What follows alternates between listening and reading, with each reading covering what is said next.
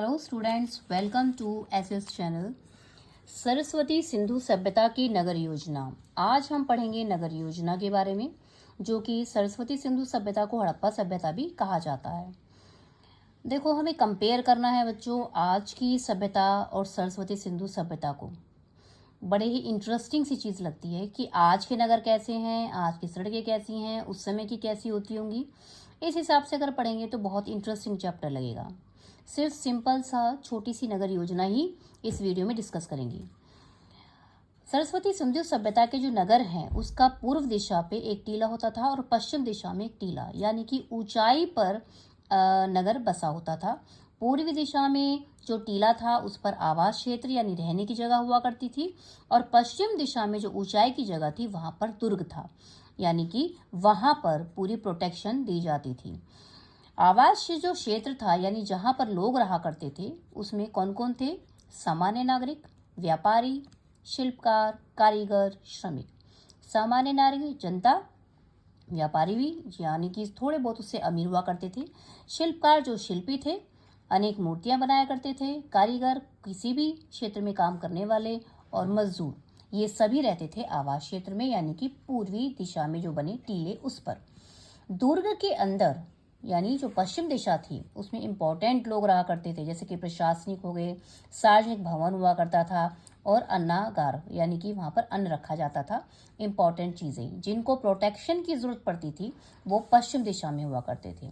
तो कल्पना कीजिए, दो ऊंचे ऊंचे टीले हैं, एक तरफ सामान्य लोग रह रहे हैं, दूसरी तरफ राजा महाराजा उनके मंत्री रह रहे हैं।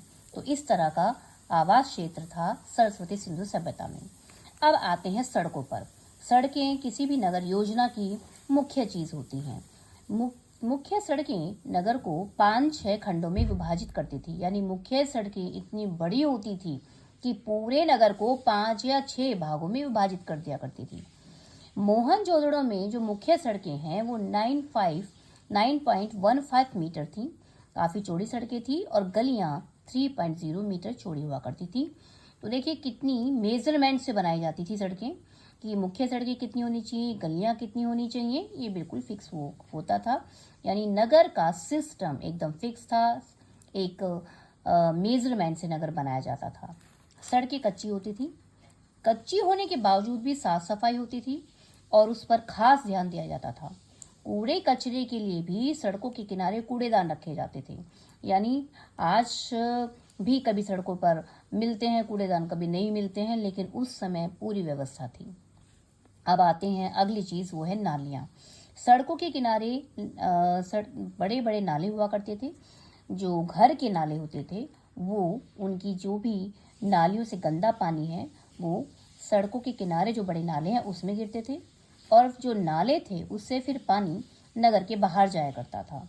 यानी पूरा पानी का सिस्टम, गंदे पानी का सिस्टम, जो आजकल सीवर सिस्टम होता था वो नहीं था, बल्कि खुले नाले थे। नालियां पक्की ईंटों से बनी होती थी, नालियों को ढका भी जाता था। यहाँ पर एक आवास क्षेत्र के बारे में मैं आपको और बताना चाहूंगी। लोगों के जो घर थे वो 4-5 कमरे के हुआ करते थे। वहाँ पर रसोई घर भी था, स्नानागार भी था, और जो अच्छे घर होते थे, जो अमीर लोग होते थे, उनके घरों में शौचालय और कुएं भी हुआ करते थे। तो इस तरह से जो मकान है 2-3 मंजिला भी हुआ करते थे, और फर्श, प्लस्तर, ये सब कुछ हुआ करता था। आज के हिसाब से हम कंपेयर करें तो सिर्फ ये जो सड़कें हैं कच्ची थी, यही चीज़ हमें लगता है कि ये चीज़ थोड़ा सा डेवलप नहीं थी। बाकी अदरवाइज साफ सुथरा नगर था, बहुत अच्छे से व्यवस्था थी। तो नेक्स्ट चैप्टर में इसी को हम कंप्लीट करेंगे। Subscribe my channel. Thank you.